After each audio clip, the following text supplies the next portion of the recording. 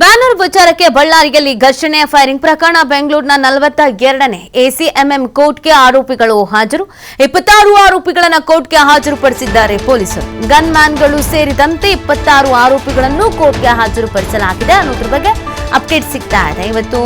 26 ಮಂದಿಯನ್ನು ಕೂಡ ಕೋರ್ಟ್ಗೆ ಹಾಜರುಪಡಿಸಲಾಗುತ್ತೆ ಅನ್ನೋದು ಮಾಹಿತಿ ಇತ್ತು ಗನ್ ಮ್ಯಾನ್ಗಳನ್ನು ಈಗಲೇನೆ ಹಾಜರುಪಡಿಸ್ತಾರಾ ಅಥವಾ ಪ್ರತ್ಯೇಕವಾಗಿ ಹಾಜರುಪಡಿಸ್ತಾರಾ ಅನ್ನೋದ್ರ ಬಗ್ಗೆ ಸ್ವಲ್ಪ ಡೌಟ್ ಇತ್ತು ಬಟ್ ಈಗ 26 ಮಂದಿಯನ್ನು ಕೂಡ ಕೋರ್ಟ್ಗೆ ಹಾಜರುಪಡಿಸಿದ್ದಾರೆ ಅನ್ನೋದ್ರ ಬಗ್ಗೆ ಮಾಹಿತಿ ಸಿಗ್ತಾ ಇದೆ ಈ ಘಟನೆಗೆ ಸಂಬಂಧಪಟ್ಟಂತೆ ಈಗಾಗಲೇ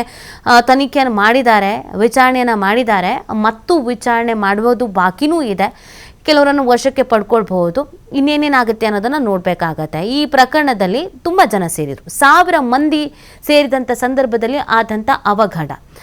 ಕೆಲವೊಂದಷ್ಟು ವಿಡಿಯೋ ರೆಕಾರ್ಡ್ಗಳನ್ನು ಗಮನದಲ್ಲಿ ಇಟ್ಕೊಂಡು ಕೆಲವರನ್ನು ವಶಕ್ಕೆ ಪಡೆದು ವಿಚಾರಣೆಯನ್ನು ಮಾಡಿದ್ದಾರೆ ಅನುಮಾನ ಬಂದವರನ್ನು ಹಾಗೆ ಕೋರ್ಟ್ಗೆ ಹಾಜರುಪಡಿಸ್ತಾ ಇದ್ದಾರೆ ಕೆಲವರನ್ನು ಆಲ್ರೆಡಿ ವಿಚಾರಣೆ ಮಾಡಿ ಬಿಟ್ಟು ಕಳಿಸಿದ್ದಾರೆ ಇದು ವಿಶೇಷ ಜನಪ್ರತಿನಿಧಿಗಳ ಕೋರ್ಟ್ಗೆ ಬರೋ ಅಂಥ ಹಿನ್ನೆಲೆಯಲ್ಲಿ ಬೆಂಗಳೂರಿಗೆ ಇವ್ರುಗಳನ್ನು ಕರ್ಕೊಂಡು ಬಂದಿರೋದು ಸೊ ಪೊಲೀಸರಿಗೆ ಮಾಹಿತಿ ಸಿಗಬೇಕಾಗುತ್ತೆ ಅವತ್ತು ಏನಾಯಿತು ಯಾರು ಫೈರಿಂಗ್ ಮಾಡಿದ್ದು ಅಂತ ಜನಪ್ರತಿನಿಧಿಗಳ ವಿಶೇಷ ನ್ಯಾಯಾಲಯದ ಜಡ್ಜ್ ರಜೆ ಹಿನ್ನೆಲೆ ಇನ್ಚಾರ್ಜ್ ಇರುವಂತಹ ಜಡ್ಜ್ ಶಿವಕುಮಾರ್ ಮುಂದೆ ಆರೋಪಿಗಳು ಹಾಜರು ಕಾರ್ಪೊರೇಷನ್ ಸರ್ಕಲ್ ಬಳಿ ಇರುವಂತಹ ಮ್ಯಾಜಿಸ್ಟ್ರೇಟ್ ಕೋರ್ಟ್ ಬೆಳಗ್ಗೆ 6:30ಕ್ಕೆ ಬಳ್ಳಾರಿಯಿಂದ ಬೆಂಗಳೂರಿಗೆ ಕರೆ ತಂದಿದ್ರು ಪೊಲೀಸರು ಇವ್ರುಗಳನ್ನ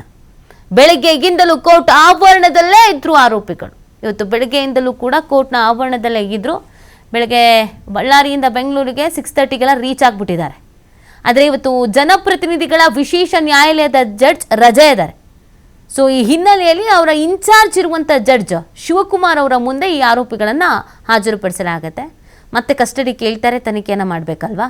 ಕಾರ್ಪೊರೇಷನ್ ಸರ್ಕಲ್ ಬಳಿ ಇರುವಂಥ ಮ್ಯಾಜಿಸ್ಟ್ರೇಟ್ ಕೋರ್ಟ್ ಇಲ್ಲಿಗೀಗ ಹಾಜರುಪಡಿಸಿದ್ದಾರೆ ಅನ್ನೋದ್ರ ಬಗ್ಗೆ ಮಾಹಿತಿ ಸಿಗ್ತಾ ಇದೆ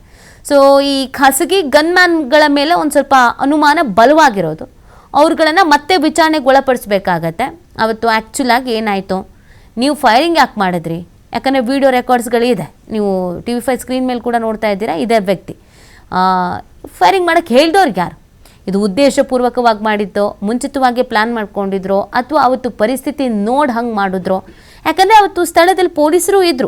ಪೊಲೀಸರೂ ಇರಬೇಕಾದ್ರೆ ಇವ್ರು ಫೈರಿಂಗ್ ಮಾಡೋ ನೆಸೆಸಿಟಿ ಇರಲಿಲ್ಲ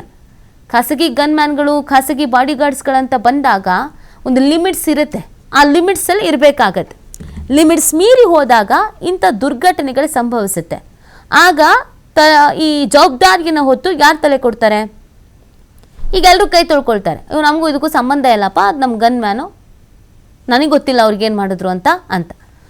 ಸೊ ಆ ಕಾರಣಕ್ಕಾಗಿ ತನಿಖೆಯನ್ನು ಕಂಪ್ಲೀಟಾಗಿ ಮಾಡಬೇಕಾಗತ್ತೆ ಆವತ್ತು ಫೈರಿಂಗ್ ಯಾಕೆ ಮಾಡಿದ್ರು ಆವತ್ತಿನ ಉದ್ದೇಶ ಏನಾಗಿತ್ತು ಉದ್ದೇಶಪೂರ್ವಕವಾಗಿ ಮಾಡಿದ್ದ ಅಚಾನಕ್ಕಾಗಿ ಮಾಡಿದ್ದ ಏನು ಎತ್ತ ಅನ್ನೋದೆಲ್ಲವೂ ಕೂಡ ಗೊತ್ತಾಗಬೇಕು